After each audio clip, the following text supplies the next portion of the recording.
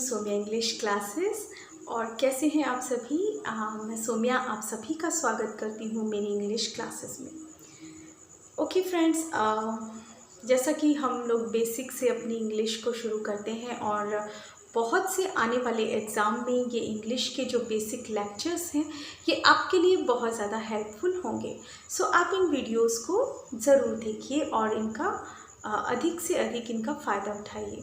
Okay, अगर आप मेरे चैनल पे नए हैं तो प्लीज़ मेरे चैनल को सब्सक्राइब ज़रूर कर दीजिए, क्योंकि मैं आपके लिए अच्छे अच्छे वीडियोस लाती हूँ और उसके लिए मुझे आप सभी की मोटिवेशन की ज़रूरत होगी। और साथ में बेल आइकन ज़रूर लगा दें, ओके, ताकि मेरे नोटिफिकेशन आप सभी तक पहुँच जाए। तो चलिए शुरू करते हैं आज फिर से हमारा वर्ब का टॉपिक। प्रीवियस वीडियो में हमने वर्ब के बारे में देखा कि what is the verb and what's are the basics of verb. Verb किसे कहते हैं और इंट्रांसिटिव वर्ब क्या होती है, ट्रांसिटिव वर्ब क्या होती है। तो उन्हीं वर्ब के चैप्टर को हम फिर से एक्सप्लेन वे में आज फिर से देखने वाले हैं, क्योंकि वर्ब में बहुत कुछ है जानने के लिए जो कि हमारे स्टूडेंट्स को अभी पता नहीं है। और बेसिक से हम अगर करते हैं तो मैं आपको हर एक वो बात बताने वाली हूँ वर्ब के बारे में जो आपने अभी तक नहीं पढ़ी है। तो चलिए शुरू करते हैं हमारा आज का टॉपिक। जानते हैं कि वर्ब क्या होती हैं और वर्ब के कितने रूप होते हैं, कितने टाइप्स होते हैं। तो सबसे पहले क्वेश्चन है कि वर्ब क्या है। एक्चुअली वर्ब जो है, जिसे हम हिंदी में क्रिया भी कहते हैं, वर्ब एक एक्शन वर्ड होता है जो हमारे किसी भी एक्शन को शो करेगा या फिर हमारी स्टेट यानी अवस्था को भी शो करती है। ओके, सो वर्ब में ये दो चीज़ें आती हैं, एक तो एक्शन और एक स्टेट। हम कोई भी काम करते हैं, हम हंसते हैं, बोलते हैं, गाते हैं, नाचते हैं, सब ही क्रिया हैं। हम सोते हैं तो वो भी एक एक्शन है, वो भी एक क्रिया है। सो ऑल दीज वर्ड्स जहाँ पर कि कोई एक्शन होता है वो सारे वर्ड्स वर्ब होते हैं। Okay, when we play, when we read, when we write, all these actions are verb. Okay, now the question is what are the types of verb? Verbs के कितने टाइप्स होते हैं। हमने प्रीवियस वीडियो में भी verb के बारे में जाना, हमने मेन वर्ब के बारे में जाना था, ट्रांजिटिव वर्ब और इंट्रांजिटिव वर्ब के बारे में। आज के वीडियो लेक्चर में भी हम कुछ इसी तरह से एक्सप्लेन्ड वे में वर्ब को स्टडी करने वाले हैं। तो सबसे पहले वर्ब जो है, जिसे हम क्रिया कहते हैं, उसे 2 पार्ट्स में बांटा गया है। ओके, सबसे पहले main verb and auxiliary verbs. Auxiliary verbs and main verbs. Main verbs जिन्हें हम कहते हैं मुख्य क्रिया, सेंटेंस की मुख्य क्रिया, और हेल्पिंग वर्ब्स जिन्हें हम कहते हैं ऑक्सिलरी वर्ब्स। ओके, सो ऑक्सिलरी वर्ब्स का ही दूसरा नाम है हेल्पिंग वर्ब्स, सहायक क्रिया। सहायक क्रिया जो है वो सेंटेंस में मेन वर्ब की हेल्प के लिए लगाई जाती है।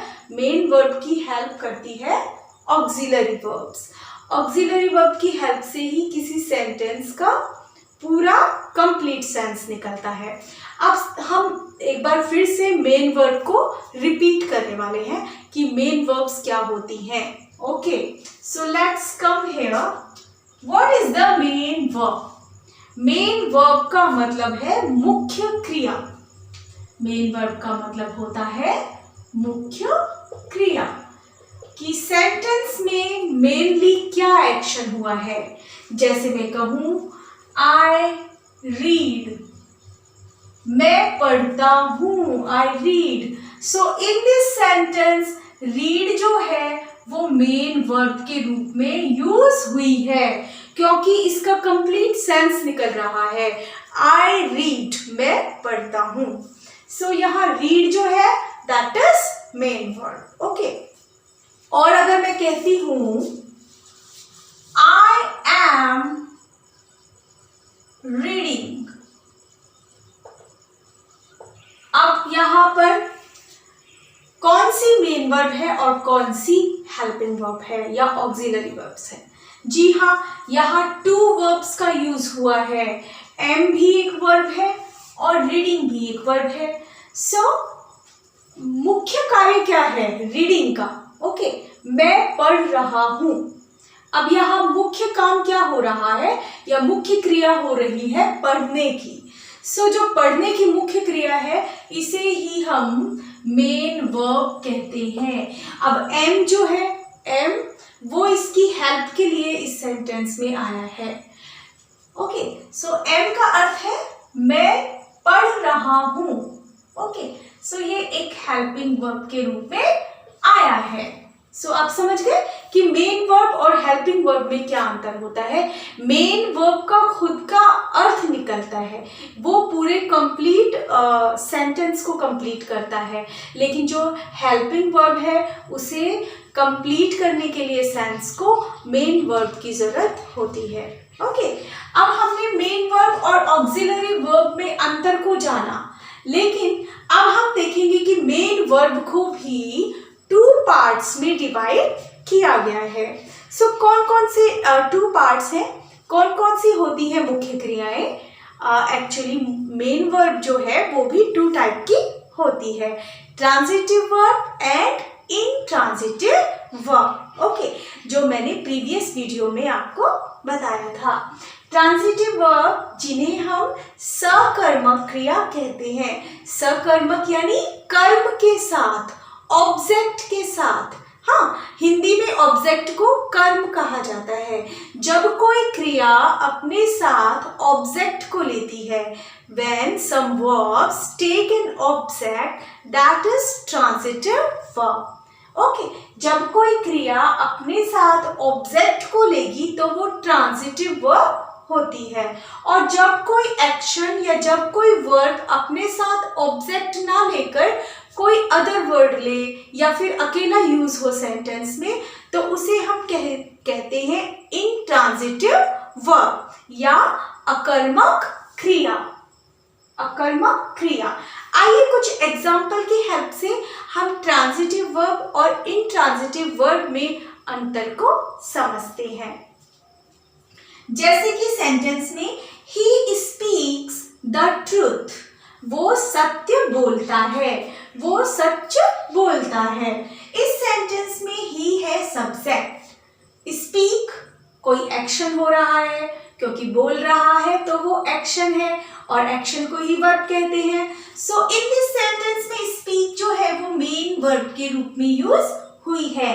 ही स्पीक्स वो बोलता है, लेकिन क्या, यहाँ क्या लगा के व्हाट से आंसर निकालना है। सो वो बोलता है द ट्रूथ, सत्य बोलता है। ओके, व्हाट लगा के जब हम एक्चुअली आंसर निकालते हैं तो वो हमारा ऑब्जेक्ट होता है। Okay, he speaks the truth, so truth is the object in this sentence. Okay, इसलिए स्पीक ने अपने साथ ऑब्जेक्ट को लिया है, तो स्पीक यहाँ पर कैसी वर्ब हो गई? ट्रांजिटिव वर्ब, क्योंकि जो वर्ब्स अपने साथ ऑब्जेक्ट को लेंगी वो ट्रांजिटिव वर्ब्स होती हैं, और जो वर्ब्स अपने साथ ऑब्जेक्ट को नहीं लेती, सम अदर वर्ड्स को लेती है, वो इंट्रांजिटिव वर्ब्स होती हैं। जैसे ही स्पीक्स, वह बोलता है। अब यहाँ पर स्लोली आया है, क्या स्लोली ऑब्जेक्ट है? नो। यहाँ क्या लगा के क्वेश्चन का आंसर नहीं निकल रहा, वह बोलता है। ये मैनर को बताता है कि वो कैसे बोलता है, स्लोली, धीरे धीरे बोलता है। So it is showing the manner of speak, so it is the adverb here. Slowly जो है वो एडवर्ब ऑफ मैनर का काम करता है। ओके, यहाँ पर slowly as an object use नहीं हुआ है, तो यहाँ पर जो स्पीक है वो इंट्रांजिटिव वर्ब के रूप में यूज हुई है, और ऊपर वाले सेंटेंस में ये ट्रांजिटिव वर्ब। जब ट्रांजिटिव वर्ब के साथ ऑब्जेक्ट का यूज होता है तो वो ट्रांजिटिव वर्ब, और जब ऑब्जेक्ट का यूज ना होकर वो अकेले या फिर सम अदर वर्ड, जैसे चाहे कॉम्प्लीमेंट हो, एडवर्ब हो, कुछ भी हो, क्योंकि स्पीक को तो एडवर्ब ही जो है क्वालिफाई करता है। ओके, वर्ब को एडवर्ब ही क्वालिफाई करता है, तो कोई क्वालिफाइड वर्ड भी आ सकता है, कोई अदर वर्ड भी आ सकता है। ओके, लेकिन जब ऑब्जेक्ट आया है तो वो ट्रांजिटिव वर्ब होगी। सो ये तो था हमारा मेन वर्ब के बारे में कुछ डिस्कशन। अब हम जानते हैं कि ऑक्सिलरी वर्ब्स क्या होती हैं, ऑक्सिलरी वर्ब्स किन्हें कहते हैं। ऑक्सिलरी वर्ब्स को हिंदी में सहायक क्रिया भी कहा जाता है या हेल्पिंग वर्ब भी कहा जाता है। अब हेल्पिंग वर्ब्स का क्या काम होगा, हेल्पिंग वर्ब का काम होगा सेंटेंस में मेन वर्ब की हेल्प करना। ओके, अब हेल्पिंग वर्ब जो है वो अकेले पूरे सेंटेंस को कंप्लीट नहीं कर सकती, उसे पूरा कंप्लीट सेंस निकालने के लिए अपने साथ मेन वर्ब को भी लेना होगा। Okay, so in this sentence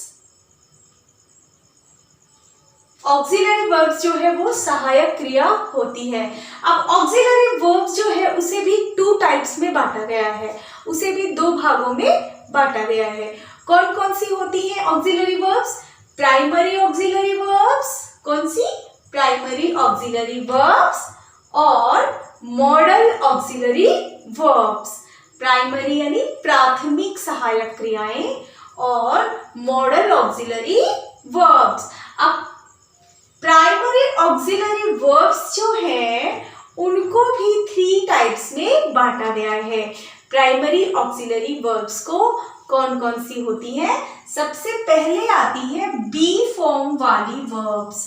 कौन सी वर्ब्स, बी फॉर्म वाली वर्ब्स। अब बी फॉर्म वाली प्राइमरी ऑक्सिलरी वर्ब्स कौन सी होती है, इज, एम, आर, वॉज, वर, इसके अलावा बीन, बीइंग, ये सभी बी फॉर्म वाली प्राइमरी ऑक्सिलरी वर्ब्स होती हैं। इसके अलावा हैव फॉर्म वाली प्राइमरी ऑक्सिलरी वर्ब्स आपने जरूर देखी होंगी, किसी भी सेंटेंस में हैज, हैव और हैड वो प्राइमरी ऑक्सिलरी वर्ब्स के रूप में यूज होती हैं। सो हैव फॉर्म वाली प्राइमरी ऑक्सिलरी वर्ब्स हैं हैज, हैव और हैड। थर्ड नंबर पे आती है टू डू यानी डू फॉर्म वाली वर्ब्स। ओके, डू फॉर्म वाली वर्ब्स भी आपने सुनी होंगी, जिनमें डू, डज और डिड, ये तीनों डू फॉर्म वाली प्राइमरी ऑक्सिलरी वर्ब्स होती हैं। इसके अलावा सेकंड नंबर पे आती है मॉडल ऑक्सिलरी वर्ब्स। अब मॉडल ऑक्सिलरी वर्ब्स क्या होती हैं, एक्चुअली जितने भी मॉडल्स हैं आपने पढ़े होंगे, आगे हम देखने वाले हैं एक एक करके सारे मॉडल्स को, लेकिन जितने भी मॉडल्स होते हैं वो सभी मॉडल ऑक्सिलरी वर्ब्स होते हैं, क्योंकि वो मेन वर्ब के रूप में यूज नहीं होते, बल्कि मेन वर्ब के साथ में हेल्पिंग वर्ब के रूप में सारे मॉडल्स यूज होते हैं। ओके, खाली एक मॉडल यूज करके आप सेंटेंस का कंप्लीट सेंस नहीं निकाल सकते, तो मॉडल के साथ आपको कोई ना कोई मेन वर्ब लेनी होगी, तभी उस सेंटेंस का कंप्लीट सेंस निकलेगा। सो इस तरह से हमने मेन वर्ब को जाना, हमने ऑक्सिलरी वर्ब को जाना। मेन वर्ब्स 2 टाइप की, intransitive and transitive. Auxiliary verb भी 2 टाइप की, primary auxiliary verbs and model auxiliary verbs. चलिए आगे बढ़ते हैं और देखते हैं इसी वर्ब्स के बारे में कुछ और एक्सप्लेन जानकारियाँ। देखते हैं कि प्राइमरी ऑक्सिलरी वर्ब्स और जो 3 टाइप्स की मैंने बताई थी, टू बी फॉर्म वाली, टू हैव और टू डू फॉर्म की, उसमें अब हम टू बी फॉर्म की प्राइमरी ऑक्सिलरी वर्ब्स को देखते हैं। सो प्राइमरी ऑक्सिलरी वर्ब्स जो मैंने आपको बताई थी कि विद द मेन वर्ब के साथ यूज होती हैं, उसमें सबसे पहले आती हैं टू बी फॉर्म वाली वर्ब्स। बी फॉर्म वाली वर्ब्स कौन कौन सी थी, is, am, are, was, were, been और बीइंग, ये सभी बी फॉर्म की वर्ब है। कौन कौन सी, is, am, are, was, were, been और बीइंग, ये प्राइमरी ऑक्सिलरी में बी फॉर्म की वर्ब्स हैं। ओके, यहाँ पर सबसे पहले is, am, are. Is, am, are का यूज प्रेजेंट टेंस में किया जाता है। इज, एम, आर का यूज हमेशा प्रेजेंट टेंस के लिए किया जाता है।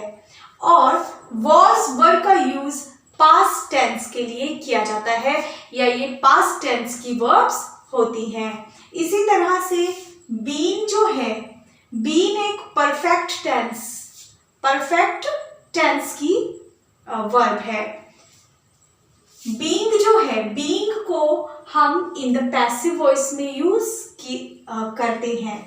सो इस तरह से टू बी फॉर्म की verbs is am are, present tense, was verb for the past tense, been perfect tense और बीन का यूज एक्टिव पैसिव में किया जाता है। प्राइमरी ऑक्सिलरीज का यूज, ओके, प्राइमरी ऑक्सिलरीज यानी is am are, was verb, been, being, इन सभी का यूज एक्टिव पैसिव बनाते समय किया जाता है। डायरेक्ट इनडायरेक्ट में इनका यूज होता है और इसके अलावा affirmative sentence, okay, affirmative, negative और इंटरोगेटिव, तीनों टाइप के सेंटेंस में प्राइमरी ऑक्सिलरीज का यूज होता है। प्राइमरी ऑक्सिलरी वर्ब्स से रिलेटेड या उसके कुछ डिफरेंट स्ट्रक्चर्स को देखने वाले हैं कि किस किस तरह से प्राइमरी ऑक्सिलरी वर्ब्स का यूज किया जाता है। Sentence structure of be form की वर्ब्स को किस तरह से सेंटेंस में यूज किया जाता है। अब ये बी फॉर्म की वर्ब्स जो मैंने बताई, is am are, was verb, been, being, being, ये सभी बी फॉर्म की वर्ब्स हैं। अब इनका एक सेंटेंस स्ट्रक्चर है सब्जेक्ट प्लस ऑक्सिलरी या हेल्पिंग वर्ब प्लस नाउन और प्रोनाउन। सो इस स्ट्रक्चर में हम किस तरह से बी फॉर्म की वर्ब का यूज करते हैं, जैसे he is a boy, okay, he is subject here, is a verb, a helping verb, okay. अब यहाँ पर ये जो इज है ये कोई एक्शन नहीं बल्कि क्या बता रहा है, स्टेट यानी अवस्था को शो करता है। ही इज अ बॉय, वह एक लड़का है, ये स्टेट को बताता है। She is a girl, I am a man, मैं एक मैन हूं। सो आई के साथ यहाँ पर हमेशा एम का यूज होता है। आई के साथ हमेशा एम ऑक्सिलरी का यूज होता है। दे के साथ हमेशा या तो आर का यूज होगा या फिर वर का यूज, क्योंकि दे जो है वो एक प्लूरल सब्जेक्ट है तो इसके साथ प्लूरल वर्ब का ही यूज किया जाता है। दे वर पार्टनर्स, सो यहाँ पर वर्ब का यूज किया गया है। सो इस तरह का ये एक ऑक्सिलरी का पैटर्न है जहां सब्जेक्ट, ऑक्सिलरी और फिर नाउन एंड प्रोनाउन। सो इस तरह से बी फॉर्म की वर्ब्स का यूज किया जाता है। कुछ इसी तरह से हैव फॉर्म की और डू फॉर्म की वर्ब्स के बारे में भी हम जानते हैं।